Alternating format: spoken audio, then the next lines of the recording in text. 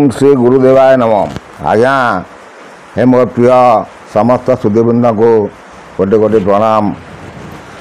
मु आज्ञा शरद कुमार दास यही पल्ली रघुनाथपुर आपण मानक मोर प्रथम वीडियो हूँ स्वयं जदुकुल तिलकर चैनल कहीं कली जदुकुल तिलक आउ ये हूँ स्वयं कल्किनारायण ज्ञानवाणी सेकेंड पार्ट चैनल से भी मुझे कही एथिरे भी मुझे कहूँ किसी कहवा पूर्वर गोटे गुरुवंदना पढ़ुची तापर आपण मानक सब कथा विशेष सवरणी दे कहबी कौन आज्ञा से गुरुवंदना ना जदेव दस्ना जगत वसुतं दस्नासुतं निर्गुण निर्विकल्पं जतर्वभूतात्मक निर्विकारं तस्मै गुरुव प्रणमामि नित्यं जदेव खं व्याप्त तरातरम जद्भूति रूपेति तदंतु गानं जतर्वभूतं देह सर्वभूते तस्मै गुरुव प्रणमामि नित्यं न प्राणतोतं न तो प्राणपायु न तास्य दुष्टि न तो नादबिंदु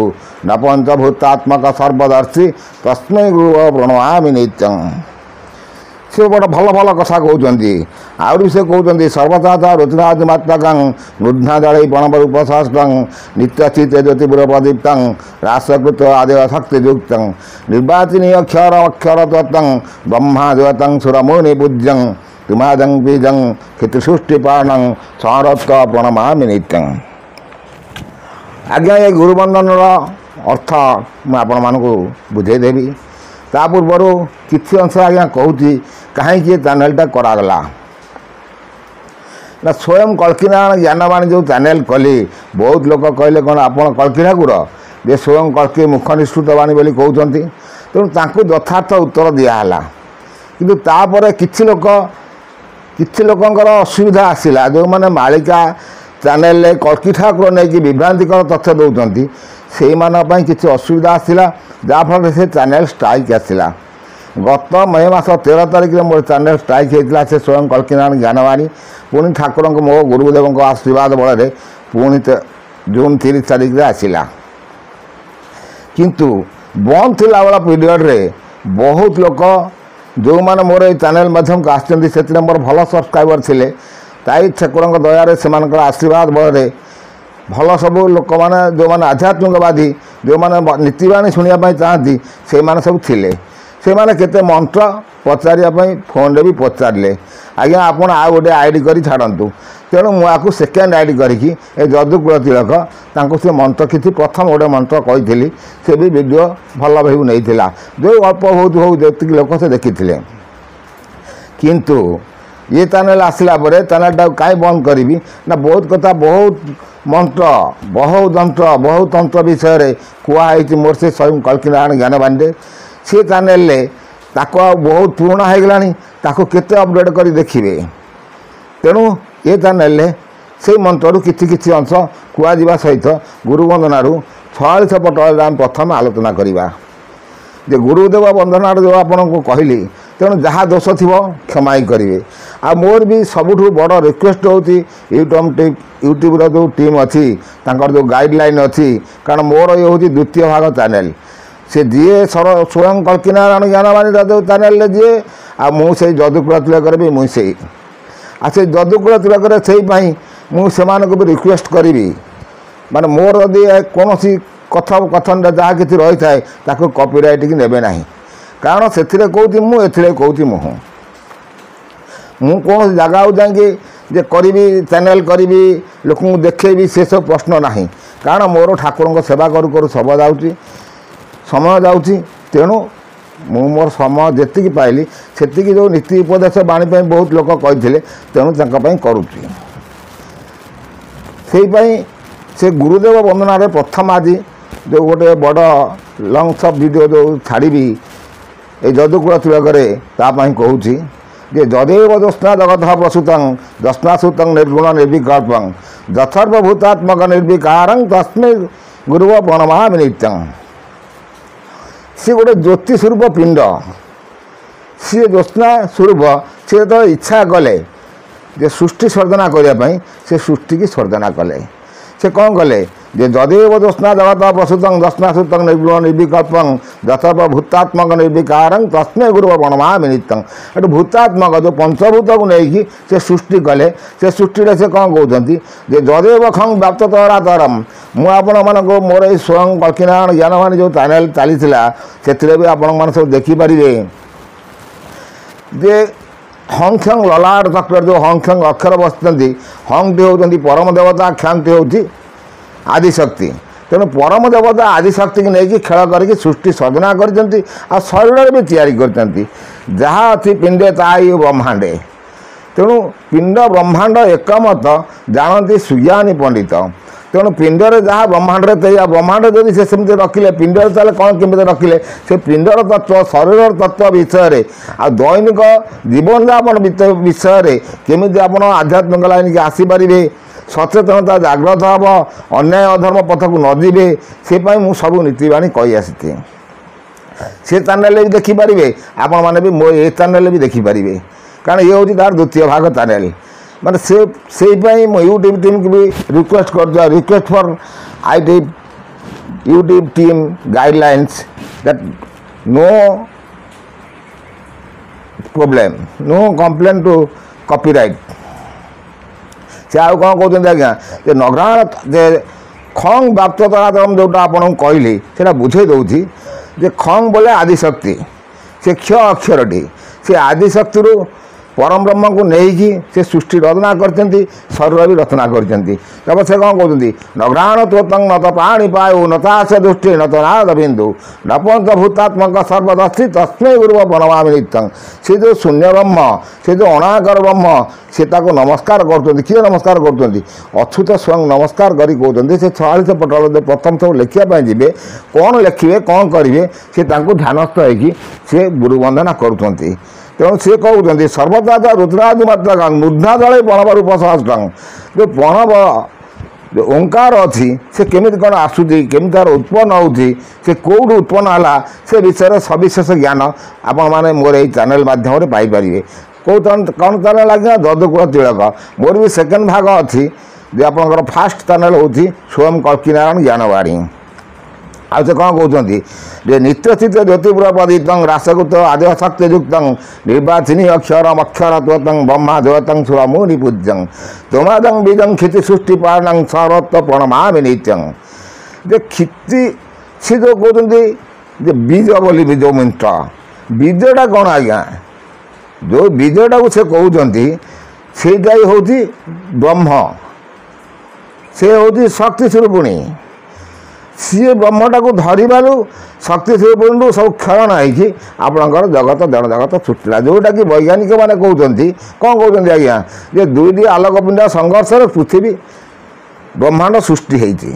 କିନ୍ତୁ ଆମର ଆଧ୍ୟାତ୍ମିକବାଦୀ ମାନେ କହିଛନ୍ତି ଗୋଟେ ବଟପୁଟରେ ଯେଉଁ ଠାକୁର ଭାସୁଥିଲେ, ସିଏ ପରମ ବ୍ରହ୍ମ ଦେବତା ଯେ ଭାସୁଥିଲେ ଅଣ୍ଡ ସ୍ୱରୂପ, ସିଏ ବିଫଳ ହେବାରୁ ବ୍ରହ୍ମାଣ୍ଡର ସୃଷ୍ଟି ହେଇଛି। ତେଣୁ କେଉଁଟା ଠିକ୍ କେଉଁଟା ଭୁଲ ଆମେ ତାକୁ ତର୍ଜମା କରୁଛନ୍ତି ମୋର ଏଇ ଚ୍ୟାନେଲ୍ ମାଧ୍ୟମରେ ସବୁ। ସେଥିରେ ମୁଁ ବହୁତ କଥା କହିଛି ଆଉ ବହୁତ ଲୋକ ବି ଥିଲେ, ବହୁତ ସବସ୍କ୍ରାଇବର 6-7 ହଜାର ପାଖାପାଖି ସବସ୍କ୍ରାଇବର ଥିଲେ, ସେମାନେ ବହୁତ ଲାଇକ୍ କରିଛନ୍ତି ଆଉ ବହୁତ କମେଣ୍ଟ କରିଛନ୍ତି। ଆପଣମାନେ ଯଦି ମୋର ଏ କଥା ଭଲ ଲାଗୁଥାଏ, ନୂଆ କରି ମୋର ଏଇ ଯେଉଁ ଚ୍ୟାନେଲ୍କୁ ଆସୁଥିବେ ସେମାନେ ଆକୁ ସବସ୍କ୍ରାଇବ୍ କରିବେ ଆଉ କମେଣ୍ଟ ମାଧ୍ୟମରେ ମତାମତ ଦେଲେ ସବୁ ପାଇବେ। ହଁ, ଆଉ ଗୋଟେ କଥା ହେଉଛି ଆଜ୍ଞା କ'ଣ ନା ଯଦୁକୁଳ ତିଳକ ଲେଖିଲେ, ଯଦୁକୁଳ ତିଳକ ବୋଲେ କୃଷ୍ଣ।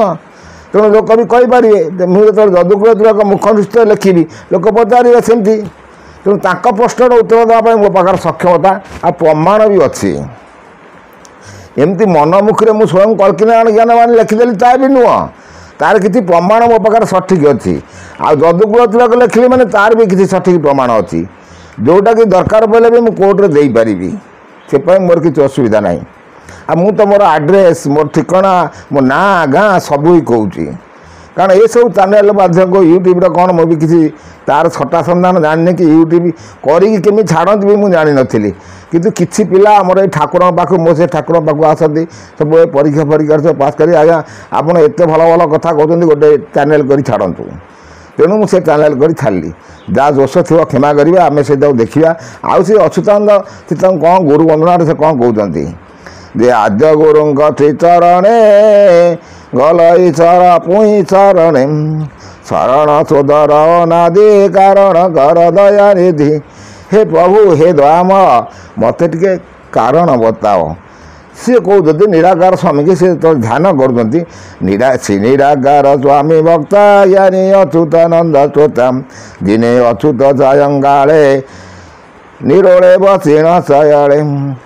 ଦିନେ ସାୟଙ୍କାଳ ଯେଉଁ ଅଚ୍ୟୁତଙ୍କ ଉପରେ ନାନା ଲୋକ ନାନା ମତ ଦେଇଛନ୍ତି, କିନ୍ତୁ ଅଚ୍ୟୁତ କିଏ ସେ ବିଷୟରେ ଜ୍ଞାନ ବହୁତ କମ୍ ଥିବ ଲୋକଙ୍କର। ଅଚ୍ୟୁତ କିଏ ଅଟା କେବେ ଚ୍ୟୁତ ହୁଏନି। ତେଣୁ ସେ ଯେଉଁ ଅଟା କିଏ, ପ୍ରଥମେ ଆମେ ଯେଉଁ ଓଡ଼ିଆ ଭାଷାରେ ଯେଉଁ ଅ ଲେଖୁଛେ ତା ଲେଖିବାର ବି ପଦ୍ଧତି ଅଛି। ତେଣୁ ଆମର ସେ ଅଟା ହେଉଛି କ'ଣ, ଅଟାର କେତେ ସଂଖ୍ୟା ନା 3 ଟଙ୍କା 8 ଅଣା। ସମସ୍ତେ କୁହନ୍ତି 3 ଟଙ୍କା 8 ଅଣା। ବହୁତ କଥାକାର ବହୁତ ପାଲାକାର ବି କହିଛନ୍ତି ଅଟା ହେଉଛି 3 ଟଙ୍କା 8 ଅଣା। ନାଇଁ ଆଜ୍ଞା, ଅଟା ହେଉଛି 3 ଟଙ୍କା 12 ଅଣା। କେମିତି 12 ଅଣା ନା ତାର ଲେଖନ ପଦ୍ଧତିରେ ହେଉଛି ପ୍ରଥମେ 3 ସଂଖ୍ୟା ଲେଖ, ତା ତଳେ ଅଧଳାଏ ରଖ। 3 ସଂଖ୍ୟା ରହିଲା, ତା ତଳେ ଅଧଳା ମାନେ 8 ଅଣା ରହିଲା, 3 ଟଙ୍କା 8 ଅଣା। କିନ୍ତୁ ଦକ୍ଷିଣ ପଦିକାଏ ଭରି, ଦକ୍ଷିଣ ଯେତେବେଳେ ଆପଣ ପଦିକା ବଳିଲେ ପୁଣି 4 ଅଣା ଆସିଲା 12 ଅଣା।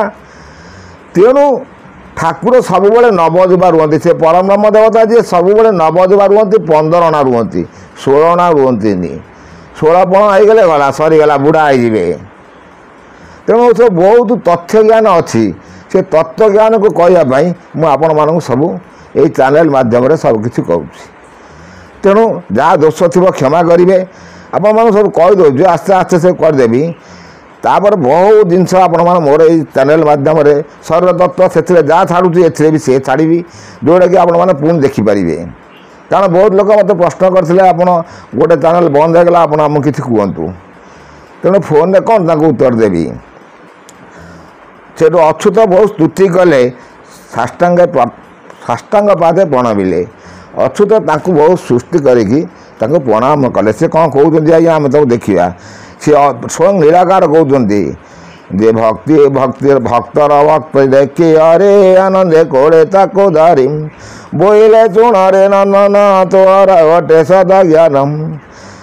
ତେଣୁ ସିଏ ତାକୁ କୋଳରେ ଧରିକି, କୋଳରେ କ'ଣ ଧରିଥିଲେ, ସେ ଗୋଟେ ରୁଚି ରୂପ ନେଇକି ଆସିଥିଲେ, କାରଣ ଜ୍ୟୋତିଷ ରୂପ ଆସିଲେ। ତାଙ୍କୁ ଲେଖକାର ମାନେ ସେ କଥାରେ ତାଙ୍କୁ କହୁଛନ୍ତି, ଅଚ୍ୟୁତ ସେ କହୁଛନ୍ତି ତୋର ବହୁତ ସଦଜ୍ଞାନ। 5 ମନକୁ ଯେତେବେଳେ ସେ ଥୟ କରିକି ଲୟ କଲେ, ତେଣୁ ମନ ଥୟ କରିବା ପାଇଁ, ମନକୁ ସ୍ଥିର କରିବା ପାଇଁ ତାର ବି ସବୁ ମନ୍ତ୍ର ମୁଁ ମୋର ସେ ଚ୍ୟାନେଲରେ କହି ଆସିଛି, ପୁଣି ଏ ଚ୍ୟାନେଲରେ ବି କହିଦେବି। ଆପଣମାନେ ମନକୁ କେମିତି ସ୍ଥିର କରିପାରିବେ। ଗୋଟେ ମନ୍ତ୍ର ଜପିଲେ ସେ ମନ୍ତ୍ରଟା ଆପଣ ମନକୁ, ମନ୍ତ୍ରଟା କ'ଣ ଆଜ୍ଞା, ମନ୍ତ୍ରଟା ହେଉଛି ମନନ ତତ୍ତ୍ୱ ମନ୍ତ୍ର। ମନକୁ ଯିଏ ଏକକାର କରିପାରିବ ସେ ହେଉଛି ମନ୍ତ୍ର। ତେଣୁ ବହୁତ ମନ୍ତ୍ରର ବିଷୟରେ ମୁଁ ଆଲୋଚନା କରିଛି। ଆପଣମାନଙ୍କୁ ସବିଶେଷ ସମସ୍ତଙ୍କୁ ଅନୁରୋଧ ଯେ ମୋର ଏଇ ଚ୍ୟାନେଲକୁ ଯେଉଁମାନେ ନୂଆ କରି ଆସିବେ ସବସ୍କ୍ରାଇବ୍ କରିକି କମେଣ୍ଟ ମାଧ୍ୟମରେ ଲେଖିଲେ ବହୁତ କିଛି ଜ୍ଞାନ ପାଇପାରିବେ। ମନ୍ତ୍ର ପାଇପାରିବେ, ଯନ୍ତ୍ର ବି ପାଇପାରିବେ, ରୋଗ ନିବାରଣଙ୍କ ମନ୍ତ୍ର ବି ପାଇବେ। ଆଉ ପ୍ରତ୍ୟେକ ଦୈନନ୍ଦିନ ଜୀବନର କାଳାତିପାତ କରିବା ପାଇଁ ସ୍ନାନ ମନ୍ତ୍ର ଠାରୁ ନେଇକି ତୁଳସୀ ଦେବୀଙ୍କ ମନ୍ତ୍ର ଠାରୁ ନେଇକି ସୂର୍ଯ୍ୟଙ୍କ ମନ୍ତ୍ର ଠାରୁ ନେଇକି ଗାୟତ୍ରୀ ମନ୍ତ୍ର ପର୍ଯ୍ୟନ୍ତ ସବୁକିଛି ମନ୍ତ୍ରର ପ୍ରଭାବ ପାଇବେ। ସବୁ ଦେବାଦେବୀଙ୍କର ମନ୍ତ୍ର ଆପଣ ପାଇପାରିବେ। ତେଣୁ ଏସବୁ କଥା ଆଲୋଚନା ପାଇଁ ଖାଲି ଗୋଟେ ଗୁରୁବନ୍ଦନ ପ୍ରଥମେ ପଢ଼ି କିଛି କିୟଦଂଶରେ କହିଦେଉଛି। କାହିଁକି କହିଲି ନା ଆଜିକାଲି ୟୁଟ୍ୟୁବର ବହୁତ ନିୟମ ରୁଲ୍ ଆଣ୍ଡ ରେଗୁଲେସନ୍ କରିଦେଇଛି ଯେ ଆପଣଙ୍କର ସବୁ କପିରାଇଟ୍ ମାରି ଦେଉଛନ୍ତି। ତେଣୁ ମୁଁ ବି ଆଜି ତାଙ୍କୁ ବି କ୍ଲିୟରାନ୍ସ କହୁଛି ଯେ ସେ ଚ୍ୟାନେଲରେ ଯିଏ କହୁଛି ଏ ଚ୍ୟାନେଲରେ ମୁଁ ସେଇ କହୁଛି। 2ଟାଙ୍କ ଚ୍ୟାନେଲ ମୋରି, ମୁଁ ହିଁ ହ୍ୟାଣ୍ଡେଲ୍ କରୁଛି। ତେଣୁ ଯଦି କାହାକୁ କିଛି କୌଣସି ଏପଟ ଭିଡ଼ିଓ ସେପଟକୁ ଚାଲିଯାଏ ତାକୁ କପିରାଇଟ୍ ବୋଲି କେବେ କହିବେ ନାହିଁ। ତେଣୁ ଆଉ ସବୁ ବିଶେଷ ଆଲୋଚନା ଆମେ ଆସ୍ତେ ଆସ୍ତେ ପୁଣି କରିବା ନେକ୍ସଟ ଅଧ୍ୟାୟରେ। ଏତକୁ ରହୁଛି ଆଜ୍ଞା, କୋଟି କୋଟି ନମସ୍କାର।